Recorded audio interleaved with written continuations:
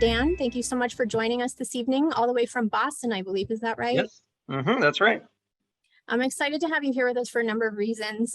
Dan is the author of the only in-depth and comprehensive account that I'm aware of the Fenn Treasure Hunt. Is that right? Do you have the only book that really kind of covers it all, start to finish? Yeah, I would say so. The only one that's really intended to be a look at the entire thing. There have been several other books written by searchers, mostly talking about their own experience and various styles. But I would say this is the only thing that really looks at the whole hunt as a whole. Yeah. That was released last year, but the the paperback just came out this month. Look, just came out this week, in fact. Look, very pretty little cover. Looks kind of like a Clive Cussler book, I think. So beautiful. Yeah, I don't design these things or have anything to do with that, but I think they did a nice job. So yeah, good job, people who did that. And I have the hardcover up here. So take your pick. I'm about halfway through the book right now, and I'm enjoying it even more than I expected because you managed to uncover a lot of really interesting details. And I'm also really appreciating the balanced perspective that you brought to this world that was often really colored by passionate opinions, black and white thinking, sometimes even really terrifying ideas about Forrest Fenn and his treasure. And so I just think it's a great read. So for anyone who is interested in Forrest Fenn and how this whole story played out, definitely pick up a copy of that book. And Dan, let me just give everyone a little bit of background on you, and then we can go ahead and get started and kind of get into the nitty gritty. Sure. Dan Barbarisi is a veteran journalist and author with over 15 years in newspaper journalism at the Boston Globe, Providence Journal, Wall Street Journal, and The Athletic. Where are you still the senior editor there?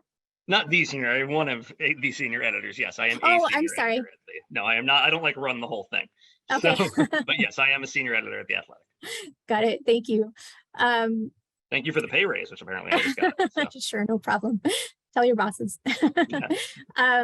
And I believe you left Wall Street Journal in 2015 to write your first book, Dueling with Kings. Mm-hmm. And you have a Master of Public Affairs degree from Brown University.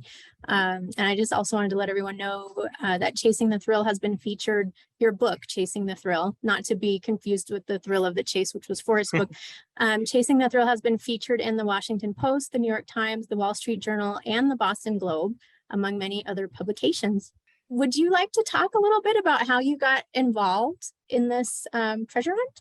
Yeah, sure. No, thanks again so much for having me. It's a real pleasure because especially to be with Los Alamos Library System and particularly Los Alamos Public Library itself, because actually I did go there as part of doing the research for the book. So it doesn't quite make it into the book itself, but and I don't know what it is in the hardcover, but on page 281 of the paperback, pretty cover here, there's a part where my search partner Beep and I were like, basically had no ideas left, and we're kind of losing faith in the whole thing. And at one point he wanted to find a book by Eric Sloan, who was a friend of Forrest Fenn's and a well-known painter, number of other things as well. And we said, okay, where can we get this book? We want to check it out. And actually the Los Alamos Library had it, so we dashed up there before closing and made a little afternoon of it and managed to get to the library on time and got in there and thought the place was very lovely, very nicely appointed.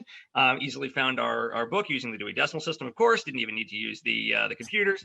And then we're able to find the book, look it up, find that we didn't have anything that didn't help us in any way, shape, or form, but that's really no surprise. And put it back and headed out and had a nice little dinner in Los Alamos, and then headed back down to Santa Fe. So I have actually been on site, and it's in my mind. And again, I thought it might have made it into the book, but I think it was simply summed up by the sentence that we puttered around on a few backup ideas, but Beep was losing his lust for the chest, I could tell. So that's kind of tangentially in there. But no, it's a real pleasure to get to be here and to talk about it. And as you said, yes, the main book came out a year ago, but the paperback edition, which has kind of a new epilogue attached, came out just this week. So, it's a pleasure to get to kind of revisit the subject a little bit. So how I got into it really started in 2017. And so, as you noted, I had written my other book, Dueling with Kings, which came out in early 2017. And as part of that, that guy who I just mentioned, Beep, whose real name is Jay Rayner, who's a very smart, fun guy, Canadian from just outside Toronto, a wonderful guy. And I'd gotten to know him very well as part of the previous book. He had been like a fantasy sports professional. So fantasy sports in the world of DraftKings and FanDuel and all that. So I had written kind of the book that explains how that world came to be and how it became a big deal, and all the money that was spent in it, and kind of how it was a chaotic, crazy scene for a number of years. So I quit my job at the Wall Street Journal and became one of those crazy fantasy sharks for a time. And he was the guy who was my mentor, who taught me how to do it, and hopefully I would not stink at it. And it ended up turning out pretty well for me. But I ended up becoming pretty good friends with him. And so right around the time when that book came out, which was early 2017, I was puttering around for a next project. And for a little while, Beep kind of dropped off the map, and I just couldn't raise him. And after a couple of weeks, he finally got back in touch. And he said, like, I got to tell you about something really important. This is crazy. We have to discuss something very serious. And he was, finally get him on the phone. And he's like, all right, you ready for this? And he's like, all right. Have you ever heard of the treasure of Forest Fen? And I had not. I had never heard of. I had no idea what he's talking about. I didn't know what a Forest Fen was, and I didn't know there was any treasure to be found. But he, very quickly brought me up to speed that this thing existed and that there was an actual treasure hunt out there in the world, which blew my mind. I couldn't believe that 7 years of this thing had happened without my having any concept of it. And it's funny, actually, one little note of where he found it was, like those random ads on the bottom of, lousy search pages where you have like 3 things, it's like, you won't believe that there's this real treasure hunt out there, that kind of thing. He actually saw it via one of those. So apparently people do click on those things, and he was one of them. And that kind of actually brings us here indirectly. So anyway, after that, he said, we got to go find the treasure. But he also very quickly understood that there was another angle of play. And he said, we should find the treasure and you should write a book about this. And I was like, oh, those are both really good ideas. Not because I think we're going to go find the treasure, although I thought it would be a lot of fun to go play treasure hunter for a while. But I thought, well, like, it is kind of amazing that there's been this treasure hunt out there for, again, at the time, 7 years, and nobody had written a book about it. There was no, anything real out of it in that way. There had been a number of magazine stories, but that was really it. And so I quickly said, you try to check with your agent and stuff. Say, is there anything underway on this? Am I like, is there something coming out in a month or two? Because you got to make sure you're not just going to get scooped before you can get off the ground. And once that was clear, that was not the case at all. I was like, okay, let's go do this. So I decided to try. I thought the best way, narratively speaking, to try to capture it was to dive in myself, as I had done in the previous book, very similar structure. And try to, play it being a treasure hunter. And again, not because I expected to find the treasure, but because I wanted to understand the feelings of the people who were doing it and try to capture and relate to, the feelings that drive people so hard in this and that make it such a passionate experience for so many people. And also, frankly, it allowed me to control the narrative in some ways that I might not otherwise if I was just going to tail 4 hunters per se, like something like that, where, okay, you pick a bunch of people and you just do what they do and go where they go, and that's fine. If you pick good ones and it turns out well, you're off to the races. If not, you're in a lot of trouble. And so this was a book where, I could only make it out there at certain times. I'm, as we noted, in Boston. So, I have to make each one of those trips out there count in every way, shape, and form. I can't just, report it a lot of the time, because I got to be, as people in this world use, boots on the ground to really get any good scene, any good narrative stuff. So, I decided, again, that's the best way to do it.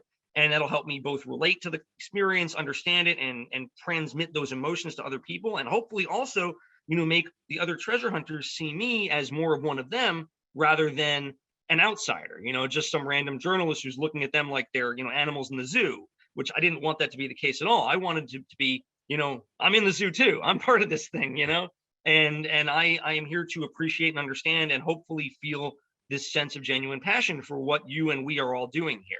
And so that's kind of, from that point on, just kind of went to it, and at that point tried to find a few of the kind of most prominent hunters at the beginning and get to know them a little bit, because my strategy was, okay, this book doesn't work if I don't get Forrest Fenn in it. But at the time I had been told that Forrest Fenn was not really doing a lot of interviews anymore. He had kind of stepped back a little bit and was, not really being as involved with media as he was before.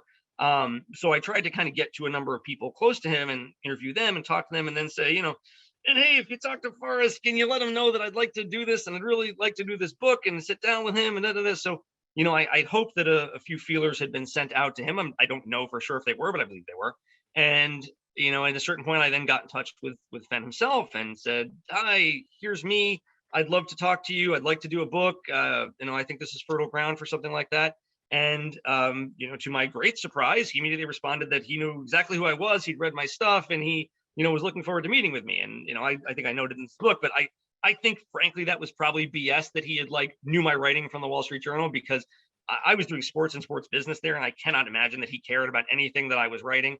But, I think that Forrest was very, very adept at trying to relate to people and trying to, make them feel special. This was part of why he was such a good salesman for so many years, when he was running his art gallery, that I think he was very good at trying to make you feel like you meant something to him, or he knew something about you, and such that, you would cross the initial threshold of getting to know each other very quickly with him. He was very good at that. But anyway, whatever he did or didn't, if he maybe he read everything I ever wrote, maybe he didn't, who cares? He was going to let me in. That was great. So, from that point on, I just kind of, went whole hog on the thing and tried to go out to get out there and get into the field and talk to searchers and talk to him, obviously, and try to capture the scene, capture the mentality of what was going on in this treasure hunt, and try to, understand it as best I could. So that was kind of how I got started in it, and that first early stuff in around early 2017 to mid 2017. Got it. Yeah, it's great. It sounds like you did integrate yourself really well with the whole community, and got to know Forrest, and therefore came up with a lot of really great details in your book. So, and would you mind actually, it's easy to assume that everyone here knows the history of, Forrest Fenn, why he hid the treasure, but would you mind talking a little bit about that as well too? I don't mean to take us out of, order, but not at all. No such thing as nice order. Yeah, absolutely. So, right. So, some people many of the people here may know this, but I'll happily go over it anyway, because, you really need the background to understand this thing fully, I think. So Forrest Fenn, former fighter pilots turned kind of art dealer to the stars of the Southwest, had a prominent gallery in Santa Fe for many years. And he went into it really having had no real background to speak of in art, certainly not professional art. He had a real interest in Native American art and artifacts, but he was not a professional in any way. And when he left the Air Force, he ended up just kind of moving his family down to Santa Fe and starting a gallery, and ended up that he was both a very good salesman and a very good showman. And he was very good at talking up the art he would buy. And he had a lot of interesting strategies for, boosting artists who he thought were going to be great. And he kind of helped push them on their way some of the time. And then he profited off that. He was a very, very sharp guy in those regards. And so he was a successful art gallery owner and dealer, through the 80s, and kind of a man about town in Santa Fe. And then in the late 80s, something very unexpected happened, which is that, he was diagnosed with cancer, and he was given a 1 in 5 chance to survive, which are not very good odds, quite clearly. But Forrest Fenn was a very independent-minded guy, a very maverick thinker in many ways, and he didn't want to take that lying down, as it were. His whole concept was, well, why do I have to go? Why do I have to do what they tell me? I'm not going to go out like that. And so after a conversation with the famed designer Ralph Lauren in his study, where old Ralph wanted to buy one of his pieces and Fenn wouldn't sell it to him. And, the designer said, come on, Forrest, you can't take it with you. And Fenn said, well, what if I can? And that night, apparently, he came up with an idea that, what if he could kind of take it with him? What if he came up with a kind of crazy scheme to actually take a lot of the incredible artifacts that he had found over his years in art, things that meant something to him, things that were fascinating to look at and maybe had real value, and create essentially a treasure chest, take a lot of the valuables with him, and take that chest to a place where he was going to sit down and take sleeping pills, like his father actually had the year before when he was not long for this world, and actually sit down and die there next to his treasure. And he would write some sort of a poem that would lead people to that spot. If they could find him, they would find him, and they would find his treasure and his bones at some point long down the road, which is a little bit macabre, but he thought it was a really fascinating idea, and it might well have been. But one thing got in the way of that plan, which is that he didn't die of cancer. He actually, as he was somebody who liked to beat the odds, he beat the cancer. And so that was the end of that in terms of actually going out there and dying in the wilderness with his treasure. But the idea never really left him. He really liked the concept of what he had come up with there. It was a little bit special, a little bit unique, truly. And so over the next 20 years, he stuck to it. And he actually started to work on the poem in real earnest and really craft it up. And he worked on the things that would go into the chest and really curated that. He got the actual chest itself. He put things in, he took things out. Over the years, he'd find something interesting and he'd stick it in there. And then finally in 2010, he had decided that it was the time, and so he got the chest ready, and he had a whole book, as we mentioned, of The Thrill of the Chase, which obviously my book plays off the title of that. And he went and hid the treasure chest somewhere out in the Rocky Mountains north of Santa Fe, and he published his book, The Thrill of the Chase, and then he held a couple very small events in Santa Fe to let people know that this was happening. And it became kind of a local curiosity for a little while. It was a fascinating little thing. There's this guy who hid a treasure chest out in the Rocky Mountains somewhere, and there were probably a couple thousand people looking for it for a few years, and it was kind of a tight-knit community, and there were some small stories on it. And then it started to get bigger, a lot bigger. And so there were a few magazine articles, one in Newsweek, one in Hemispheres magazine, the United In-Flight mag, and a few others. And then it got its way onto the Today Show. And when it hit the Today Show, it just exploded. It absolutely blew up. And so from that point on, it became truly a worldwide phenomenon where people would fly in from all over to try their hand at going boots on the ground and finding Fenn's treasure. And he very much, I think, reveled in that experience for quite some time. He really enjoyed being at the center of this treasure hunt, where to kind of see what he had created and how devoted to it people were, and how in some cases obsessed with it people were, and the interesting things it would make them do and think, and the community that coalesced around it, and just all the fascinating things that came up from this treasure hunt. And that's really what made me want to be interested in it. Not just the fact that there was a treasure hunt, but to understand how people react when you drop a treasure hunt into the modern world. Something that is so incongruous in so many ways and so unexpected, yet it's here. So what does that make people do? What does that make people think? How does that make them act? What things come up that we don't expect? And a lot of those things were interesting and fun and good, and some of them were not so good.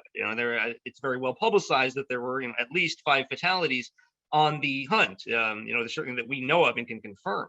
And that's not a good thing. That's very sad. But it's the kind of thing where I think Fenn felt those very deeply. At the same time, he also felt he had created something of a force for good in the world, where he thought he wanted to. This is essentially paraphrasing his words, but that he wanted to get people off the couch.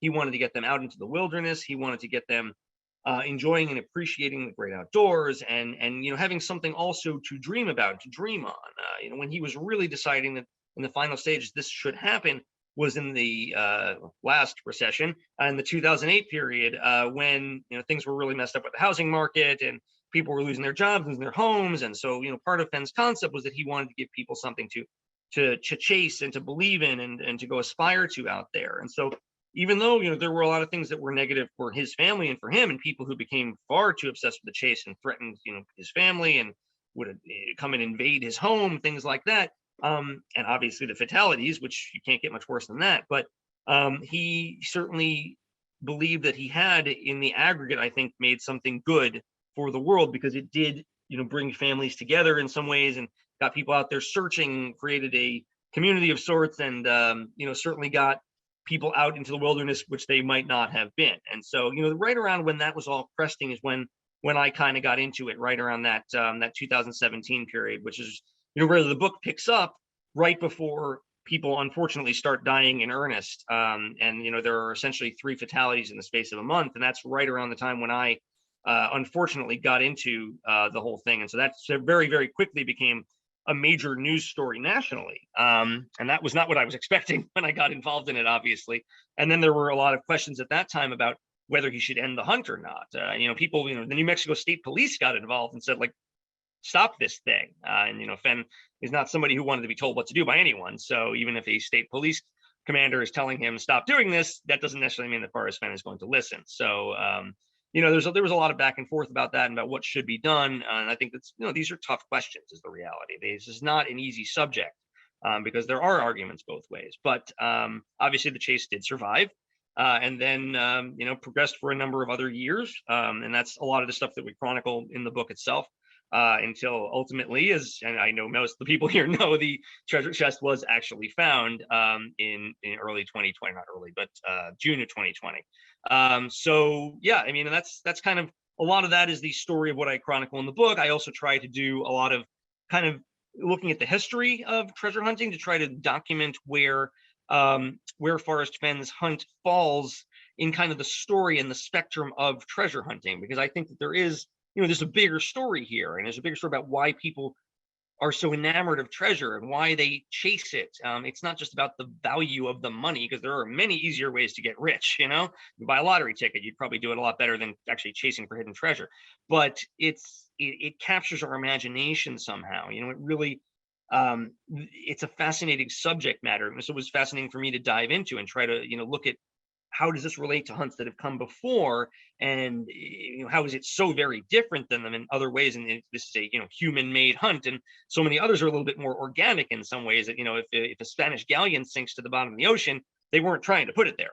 But Forrest Fenn's treasure was intentionally put there, and he wanted you to find it eventually. So that, in so many ways, makes this a very different experience than most of the treasure hunts that had come before it. And so, wanted to try to kind of interrogate that and put it into the larger continuum of treasure hunting, and then also just get out there and tell some cool stories about being on the hunt and trying to understand my fellow hunters and understand what we were all doing out there and why, and hoped that there would be some sort of a nice tidy ending, but I certainly didn't count on that being the case, because I had no expectation that anybody would actually find the treasure during the timeline I was doing the book. It just didn't really make sense. Your math on that is not very much in your favor, but it actually turned out that is exactly what happened, which is kind of amazing, actually. So I finished the book, like, I think it was like 2 weeks before. I had turned in a draft manuscript to my editor and said, like, okay, here you go. And it had some sort of very kind of open-ended ending on it, which was a little not great, to be perfectly frank. And I was like, okay, this is fine. And then I'll wait for their edits and all that. And then I get a message from somebody telling me that the treasure was found, and I was like, what? Oh no. And at the time, it seemed like the absolute greatest disaster in history, because I was going to have to figure out what had happened and try to reconstruct the back third of this book and just tear off everything I had done there and try to graft something on. And they weren't going to change the publication date. In fact, they were going to want it probably sooner now. So all of a sudden it went from okay, this casual book that I had like a year until publication, we're going to do some edits, it'll get done. You working in a library know how incredibly long the lead up time is between putting a final touches on a book and when it actually comes out. It can be 6 months to a year easily.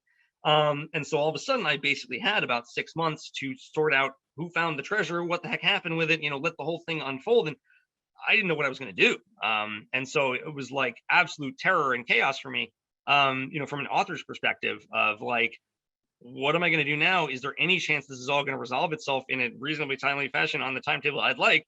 And I figured the chances of that were very, very low. But it turns out they actually kind of worked out for me, because over some period of time, people did find, for me, Forrest Fenn actually did reveal some information about the treasure, which was he, finally sent out some pictures of it and let us see a little bit. And then eventually he and the finder, who at the time was still anonymous, were willing to reveal that the treasure had been found in Wyoming, which was something. And then I was like, okay, and I was setting up an interview with Forrest to kind of talk to him about, when was actually going to be able to kind of go over all the things that had happened and try to squeeze that in the book and hope I could get anything in and, figure out anything I could just to get something in to kind of close this book off and really feel like I had a coherent story. And then Fenn died, which was another thing I certainly didn't expect. And so at that point, it was like, now we may never know. Who knows if this finder is ever going to out himself, if we'll ever know anything more than just we have a few pictures of the chest and the hunt is over. And it was in Wyoming. And I was resigned to that, as was, I think, many other people, which kind of stunk. But then a couple of weeks later, someone who identified himself as the finder put up an essay on the website Medium and talked about the treasure and how he found it, and had a few extra pictures that had not been seen before. And, a lot of people doubted the authenticity of it, but I did not. It seemed incredibly authentic to me. I was like, okay, this is the thing. I have to find this person. I have to get in touch with them. And there were essentially no identifying details other than the fact that he was a millennial, and I think he had said he had student loans to pay off, but there wasn't much to go on. But I figured out a way to kind of put my information, because you can kind of put a comment on the story, but I'm not going to put my email address in there. Then anyone can email me and be like, oh, I'm the finder. That's not going to help me. So I found a way to flag a typo in the thing and managed to squeeze my email address in that other people wouldn't know, and say writing a book, please contact me. And hoped that maybe this person would actually get back to me. And then miraculously they did, a day later, and said, I know who you are and what you're doing. I might be willing to talk. And that set us off on a couple months of me essentially trying to woo this finder to let me interview him and talk to him about the treasure and what he found. And at this whole time, I didn't have any idea who he was, anything about him. I didn't know his name. At certain points, I started to kind of glean a little more information just through these interactions we were having, where I would kind of try to almost like could just convince him, please talk to me on the record, let me interview you. What can I do? But I really had no idea who he was. And, eventually he did let me interview him because he thought that his name was going to come out likely in a court case against him anyway. And so figured if it was going to come out anyway, he let me interview him and then let me kind of reveal to the world who he was in a story in Outside Magazine in December of 2020. And that was the first time he had been made public. And that it was a guy named Jack Stoof, who had been a medical student and he was in his early 30s, and he was the one who found the treasure. And so I was able to put in Outside a little bit of the general idea of who he was and what it was all about, and then use that obviously in greater detail in the book, which was like an incredible boon. And so then was able to basically race to the end, finish it up, like hit print, and essentially send it off to the publisher essentially just in time to make it for like the publication date that they wanted, which ended up being in May of 2021, which kind of brings us a year later to now. But yeah, so that's kind of largely the story of how I was involved with it and all the things that happened there. And yeah, it was very much a crazy time and a crazy experience to get to try to tell that story and hopefully relate that as what I look at as something of a history book for all time. Yeah. Well, you did a great job. I mean, it worked out really well for you, the timing of it all, even though it was a real scramble, and one of the things I'd really be interested in hearing you talk about is the fact that so many of the searchers, so many of the people that were really enthralled with this thing, blew their life savings, had a lot of, kind of ran into a lot of misfortune because they became really obsessed with this thing. And on top of that, there was a real community where people were connected, kind of shared information in a way about what was going on. And then you even write about it too in the book, where you say that, for a lot of these searchers and these treasure hunters, it wasn't so much about finding the treasure because of the monetary value, it was about solving it. And so what really struck me when the treasure was found and, with Forrest passing almost immediately after, was that there was just this void all of a sudden where, we can never know. And so what did that do to the morale of people that had been so invested in this thing for so many years, to the point of losing, everything in some cases? Yeah, I mean, I think it was definitely hard. I think emotionally for a lot of people to, now know that this thing was not out there anymore. And, a lot of people refused to accept that. And there have been many, many people who have had many doubts about the authenticity of the find from minute one, from the second it was announced. And so, I in talking to Jack, he was very conscious of that he felt like he was going to be hated because he had taken something away from people that had meant so much to them. And he was very conscious of that fact. And, it's tough. I think, just from my own, limited and goofy searching, frankly, you still can talk yourself into the idea that, it's out there and maybe you get lucky and maybe you can convince yourself that you're going to find it, and obviously it's a tremendous needle in a haystack. And only one person, could and did find it. But, everybody believed they had a chance. That was what was very democratic about this, that everybody was out there thinking that they could find it and that they had a shot to do so. And so, yeah, it was, I think, very tough for people when it was no longer there. And also because there was a limited supply of information out there. It was very tough because, Fenn was not providing much information. Jack was not providing much information at the time. He wasn't even Jack. He was just the finder. Even after he was, outed or revealed, he wasn't telling anyone where the chest was hidden, and that, really bothered a lot of people. And so, in a vacuum, things are going to come and fill that vacuum. And so, there have been many, many, many types of conspiracy theories, a lot of anger at various times, a lot of unhappiness, generally speaking, and a lot of that certainly directed to Jack, some of it in some ways directed to Forrest, but it's just, I think a lot of times it's very understandable, I think, that when we don't have things tied neatly with a bow, we're going to try to find ways to deal with that otherwise. We're going to try to to sort that out. And so there have been people who have been working very hard for the last, year, in yes, last 2 years, really, in trying to determine everything they could about anything they didn't know, and sorting out where it is and a lot of other things. And, I think there's been actually been a fairly good scholarship done on that in a lot of ways. And, people have been sort of tracking down, and this is stuff that shows up in the epilogue. It's in the new paperback version, tracking down Jack's old Reddit posts and trying to use those to triangulate information and going through court cases and learning things that way. And so I think, there's a whole, in the extent that the community still is around, and it absolutely is, there's a real push to find anything they can at this point, to fill in some of those gaps. And so that's where a lot of it has gone for the last 2 years. I think it's been very, very interesting part of it, as well, and understanding, again, where these things go. Treasure Hunt ends, but it doesn't really end in so many ways. And that's, one of the things I tried to kind of talk about in the epilogue a little bit, but that this is a story that to me probably never ends. In some ways, it's always going to go on, and it's funny, thinking about at Fenn, there was always this kind of question that was neither really here nor there, but does Forrest Fenn want the treasure found in his lifetime, or does he want it to outlive him? And a lot of people had different opinions on that. I was of the opinion that he wanted it to outlive him, and I actually do think ultimately that is true, but you can't say for sure. I've been told that he was a little disappointed that he acted certainly a little bit like that when discussing it after the fact, but who knows? But I think that it certainly is something where I think certainly at least a part of him kind of liked the idea that long after he was gone, people would still be puzzling over this thing and getting out into the wilderness and looking to find it. But I think that he also at the same time did have the experience of really enjoying getting to see his treasure chest again and getting to do that with Jack as well. And, getting to talk to the person who found it and go over that kind of stuff with him.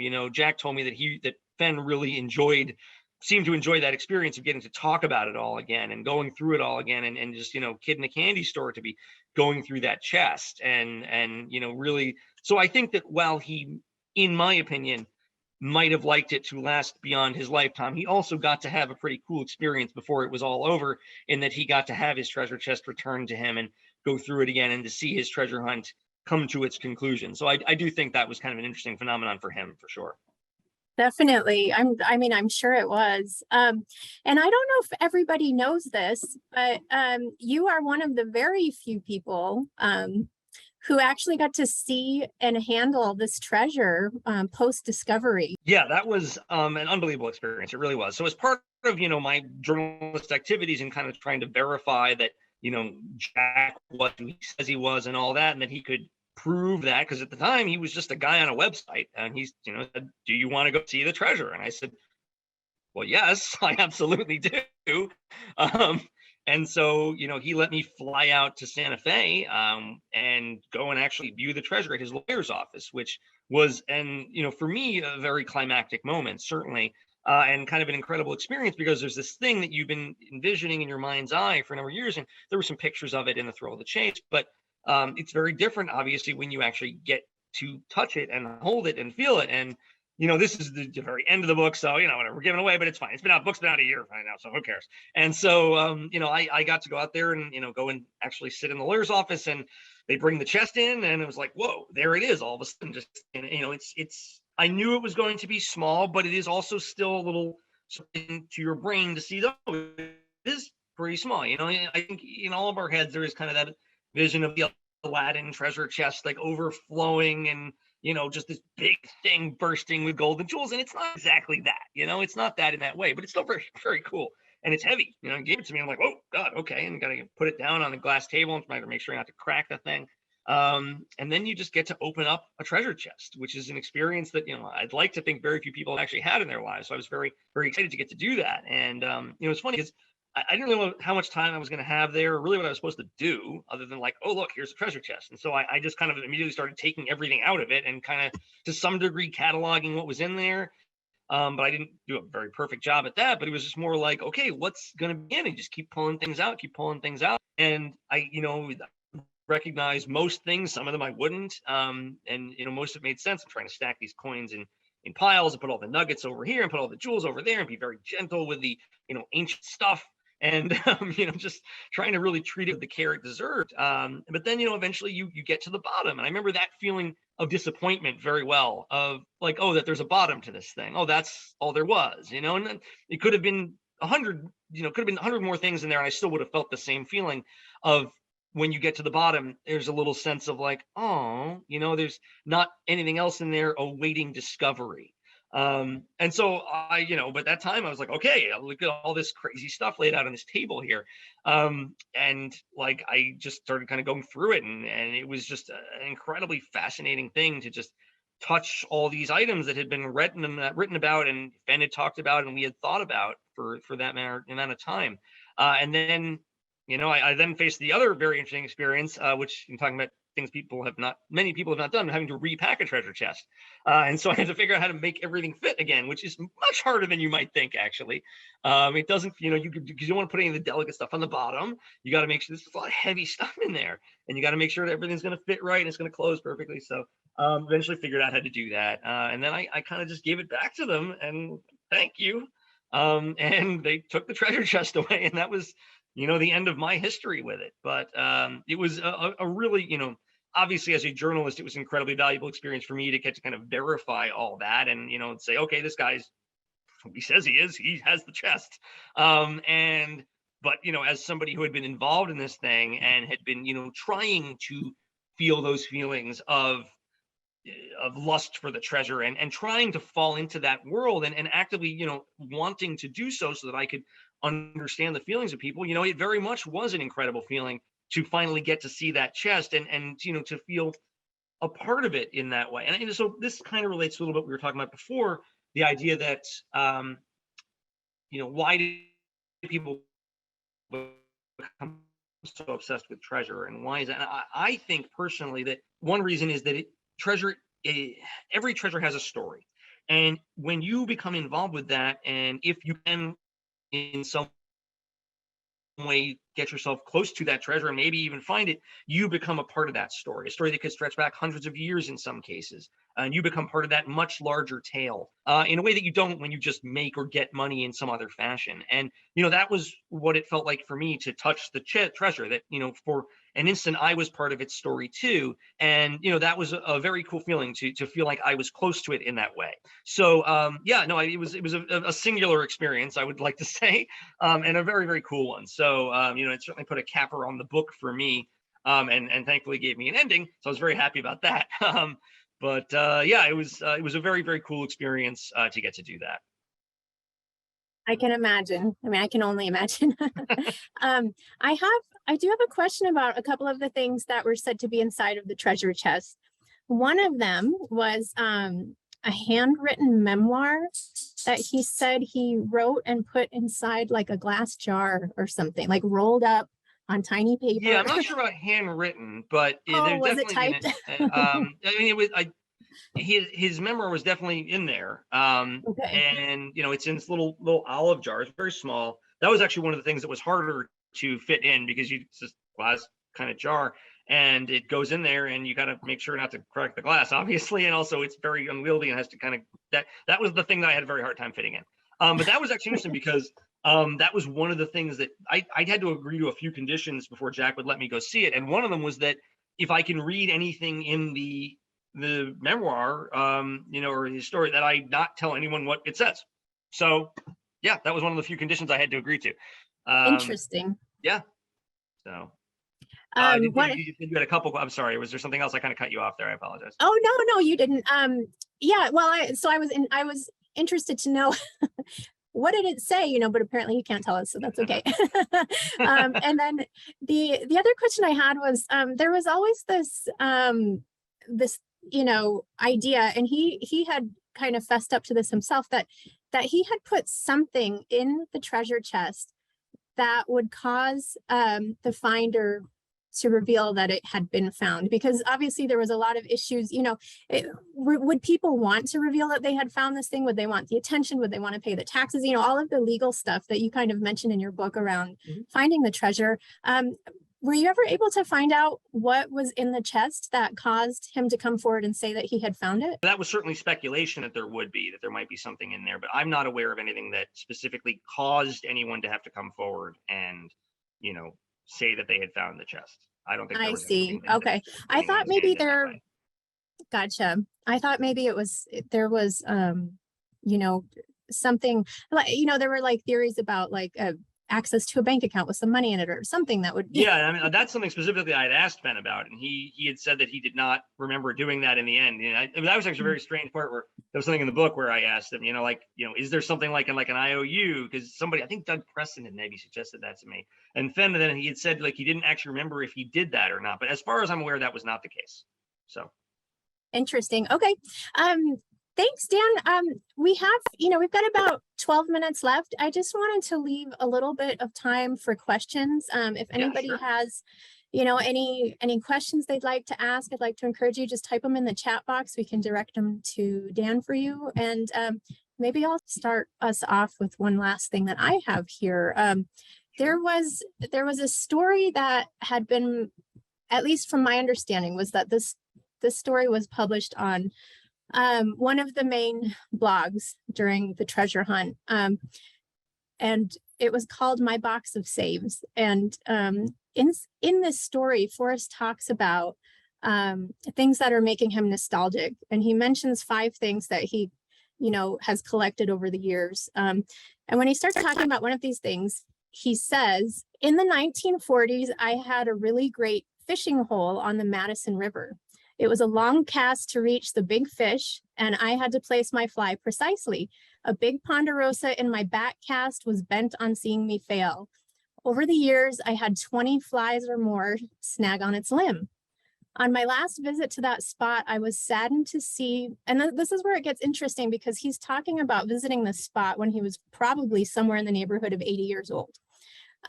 Which obviously is about the age he was when he hid the treasure. On my last visit to that spot, I was saddened to see that the tree had fallen.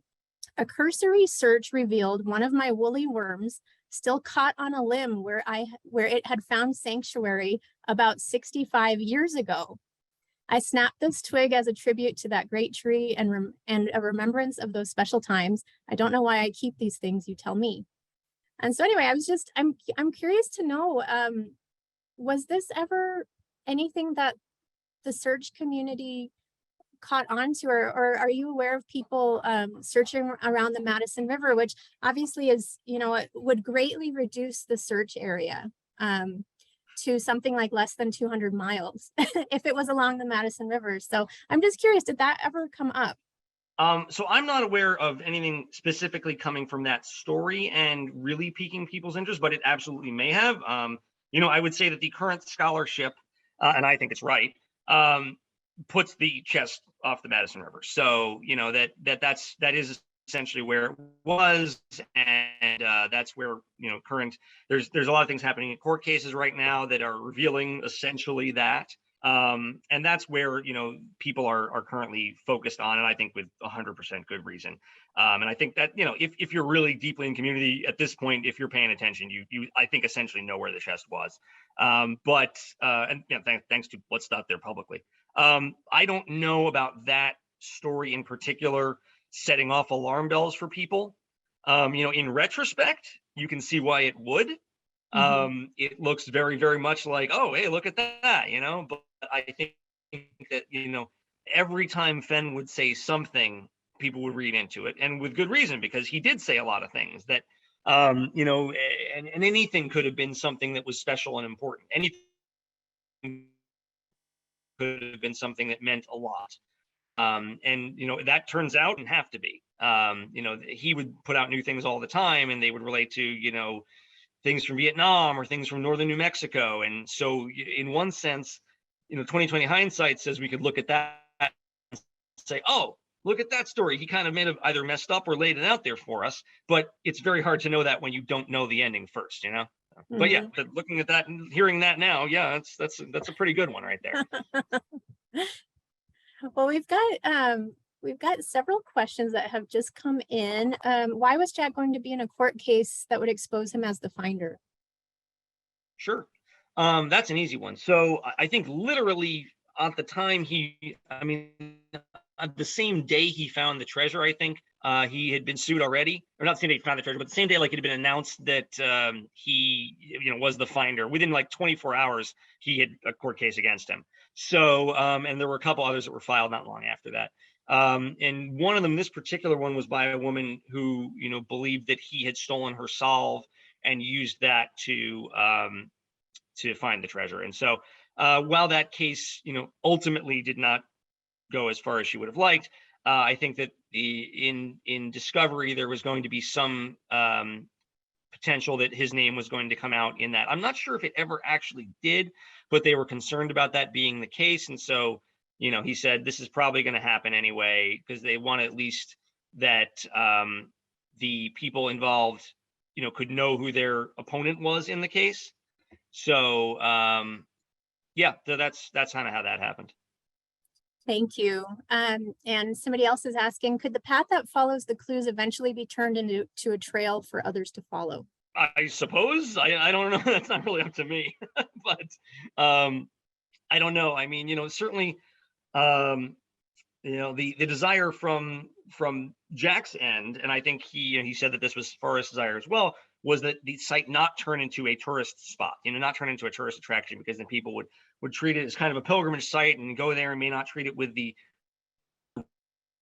reverence that they believe it deserves. So I don't know if that was the goal of the people involved with this. I don't know if that's where they would like it to end up. But as I said, I guess anything is theoretically possible. So who knows? That was my understanding too, which is why people are still trying to figure out where the heck it actually was. So we have another question here that says, hi, Dan, where did you conduct your BOTG and why? I'm not sure what BOTG means. Boots on the ground.